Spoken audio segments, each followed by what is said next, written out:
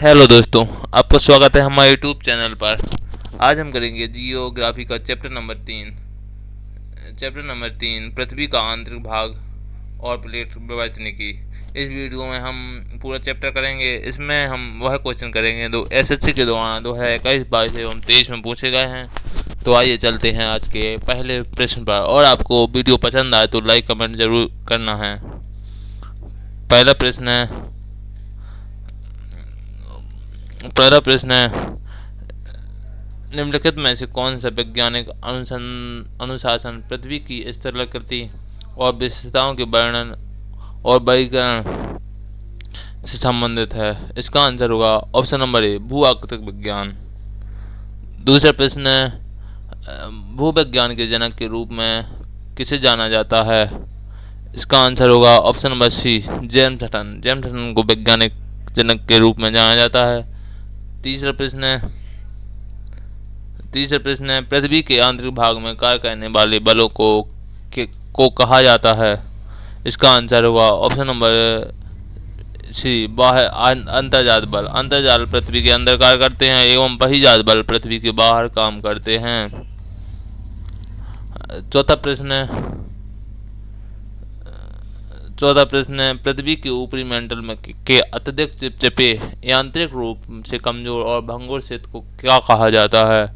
इसका आंसर है option number B, दुर्बलता मंडल कहा जाता है। अगला प्रश्न है पांचवा, पृथ्वी भूकंप के केंद्र से सबसे नजदीक सतह पर स्थित बिंदु को कहा जाता है? इसका आंसर होगा ऑप्शन नंबर डी, एपीसेंटर कहा जाता है। छठवां प्रश्न है पृथ्वी के चुंबकीय क्षेत्र के लिए जिम्मेदार है? इसका आंसर होगा ऑप्शन नंबर सी, बाह्य कोर पृथ्वी के चुंबकीय क्षेत्र के लिए जिम्मेदार होती है। सातवां प्रश्न है पृथ्वी का कोर मुख्य रूप से बना होता है? इसका आंसर होगा ऑप्शन नंबर सी, निकल और लोहा का बना होता है।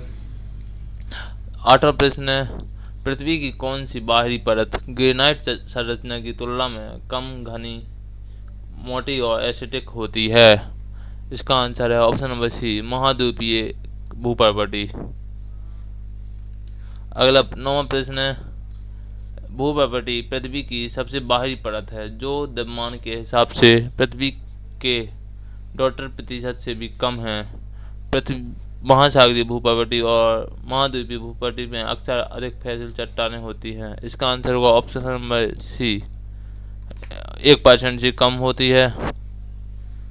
अगला प्रश्न है 10वां, 1930 के दशक में आर्थर होम्स ने मेंटल के बारे में निम्नलिखित में से कौन सा द्वि सिद्धांत प्रतिपादित किया?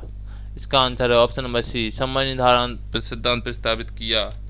अगला प्रश्न है 11वां, पृथ्वी की भूपर्वती में 7वीं सबसे प्रचुर मात्रा में पाई जाने वाली धातु का नाम क्या है जो मध्ययुगीन लैटिन शब्द कैलियम से ली गई है? इसका आंसर होगा ऑप्शन नंबर डी, पोटेशियम। 12वां प्रश्न है स्तन मंडल कितना मोटा होता है? इसका आंसर होगा ऑप्शन नंबर सी, 10 से 200 किलोमीटर। 10 से 200 किलोमीटर तक स्तन मंडल होता है। 13वां प्रश्न है मोहर विवेक असंगतता किसे अलग करती है? इसका आंसर होगा ऑप्शन नंबर डी, भूपर्वती और मेंटल को अलग करती है। 14वां प्रश्न है पृथ्वी की वह परत जो भूपर्वती को कोर से अलग करती है क्या कहलाती है? इसका आंसर होगा ऑप्शन नंबर सी, मेंटल है। यह परत मेंटल कहलाती है। 15वां प्रश्न है निम्नलिखित में से कौन सा कॉलम ए कॉलम 20 के बीच सही मिलान है? कॉलम ए में भूपर्वती की तत्व में दिया गया है एवं कॉलम बी में पृथ्वी की भूपर्वती में कुल परसेंटेज।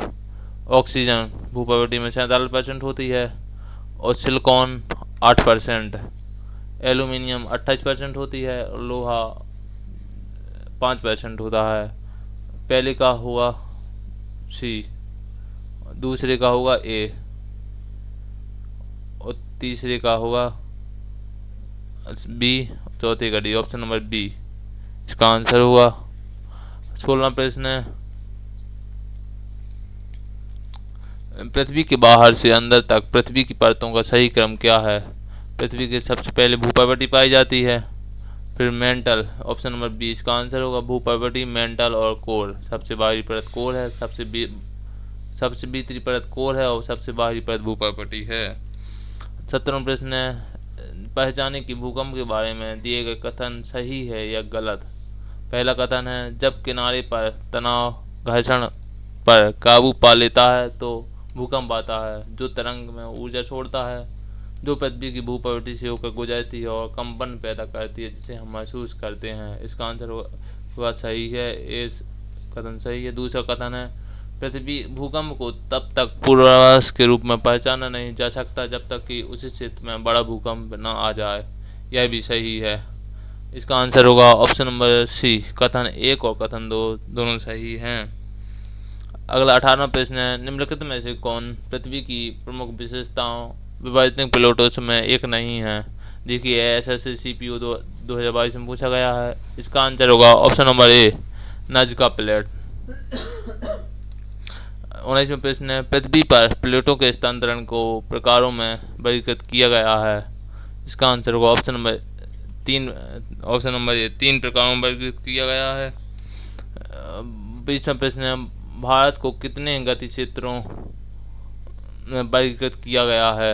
इसका आंसर है, गति क्षेत्रों का मतलब भूकंपीय क्षेत्र। इसका आंसर होगा ऑप्शन नंबर डी, 6 भूकंपीय क्षेत्रों में विभाजित किया गया है। 21वां प्रश्न है, निम्नलिखित में से क्या तब होता है जब विवर्तनिक प्लेटें अलग गति से एक दूसरे के पास गुजर रही होती हैं। इसका आंसर होगा ऑप्शन नंबर बी, भूकंप आता है। यह वीडियो हमारे बस क्वेश्चन ख़त्म होते हैं। यदि आपको वीडियो पसंद आए तो लाइक कमेंट जरूर कीजिएगा। धन्यवाद, मिलते हैं अगली वीडियो में।